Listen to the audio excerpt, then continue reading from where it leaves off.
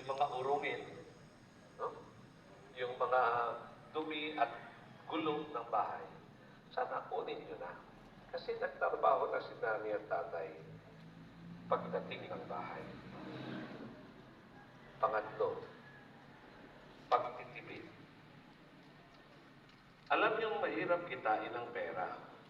Bawat pera inaabot namin sa inyo, pinaghirapan yun. Di yun binigay sa amin. Kaya mapapansin ninyo kung ano na lang ang sa amin. Basta maganda ang sa inyo. Yung cellphone namin basag. Yung sa inyo bago.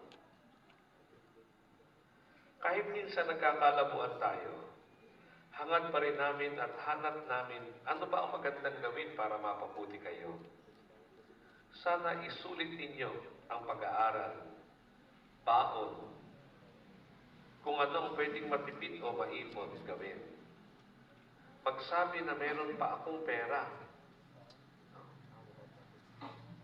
musika sa tenga namin yun eh. Na may pera pa kayo, ibig sabihin may tinipid ninyo yung naibigay.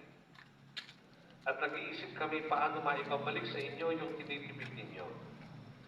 Mas mainam yung inaalok ka kaysa nangihingi ka, hindi ba? Masarap pakinggan nyo, anak, may pera ka pa ba? Kaysa yung lagi na lang, nay, pengen pera.